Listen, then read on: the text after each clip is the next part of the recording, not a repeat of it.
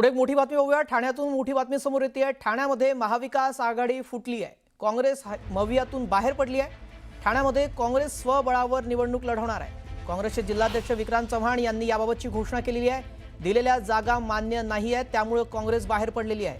मनसेला सोबत घेतल्याने काँग्रेस नाराज झाली आणि त्यानंतर आता ठाण्यामध्ये महाविकास आघाडीमधून काँग्रेस बाहेर पडलेली आहे।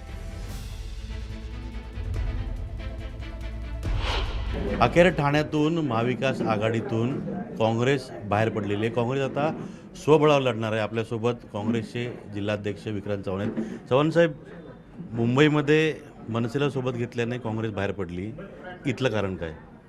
इथलं कारण मनसेमुळे नाही काँग्रेस बाहेर पडली। इथलं कारण जितेंद्र आव्हाड आणि राजन विचारांमुळे काँग्रेस बाहेर पडली। त्यांचं जे तुटपुंजे धोरण होतं, काँग्रेसला अगदी नगण्य समजायचं, काँग्रेसला गृहीत धरायचं, काँग्रेसला फरफटत न्यायचं, काँग्रेसमधून निर्माण झालेली लोक शिवसेना स्थापन करण्यात काँग्रेसचा मोठा महत्त्वाचा वाटा होता। 1966 साली 1975 साली सुद्धा शिवसेनेला जीवदान दिलं होतं। आज शिवसेना दुभंगली आहे। राष्ट्रवादी सुद्धा 1999 साली काँग्रेसमधून स्थापन झाली। त्या राष्ट्रवादी काँग्रेसने पाठीत कंजीर खुपून सुद्धा जवळ केलं। आज तीच मंडळी काँग्रेसच्या कार्यकर्त्यांना जर गृहीत धरून या ठिकाणी आम्हाला फरफटत नेत असतील तर काँग्रेसचा शिपाई म्हणून, राहुल गांधीचा शिपाई म्हणून मला हे मान्य नाही।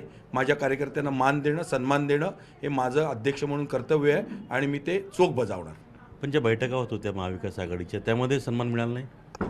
बैठकांमध्ये सन्मानाचा प्रश्न नाही। ज्या समाधानकारक जागांमध्ये वाटप झालं पाहिजे होतं, ज्या प्रमाणात ते होत नव्हतं, कुठेतरी ही घ्या ती घ्या तुकडा टाकल्यासारखा, तर आमचं हेच म्हणणं, आम्ही कुत्रे नाही। कुत्रा इमानदार असतो पण तुकडा टाकल्यासारखा नाही। आम्ही वाघ आहोत, आम्ही पण वाघ आहोत। तुम्ही एकटे वाघ नाही, आम्ही पण वाघ आहोत। ठीक आहे, तुम्हाला असं वाटलं की नाही आम्हाला हे, आम्ही आता स्वबळावर लढू आणि आम्हाला निवडून आणण्यासाठी लढू, तुम्हाला हरवण्यासाठी आम्ही लढणार नाही। ते होते विक्रांत चव्हाण। त्यांनी ठाण्यामधल्या मवियाबाबत आणि जे काही घडल्या बैठकीमध्ये त्याच पद्धतीनं काँग्रेसला कशा पद्धतीनं अपमानजनक वागणूक दिली गेली, कार्यकर्त्यांबद्दल कसं बोललं गेलं, सर्व गोष्टी त्यांनी अगदी स्पष्ट केलेल्या आहेत। आणि त्यांनी हेही स्पष्ट केलं आहे की आता संपूर्ण ठाण्यामध्ये काँग्रेसची स्वबळावर लढेल, त्यामुळे ही ठाण्यातली लढत जी आहे ती आणखीन सुरस झालेली आहे। व्हिडिओ जर्नलिस्ट रमेश भट्टचा अजित मांढरे, न्यूज 18 लोकमत, ठाणे।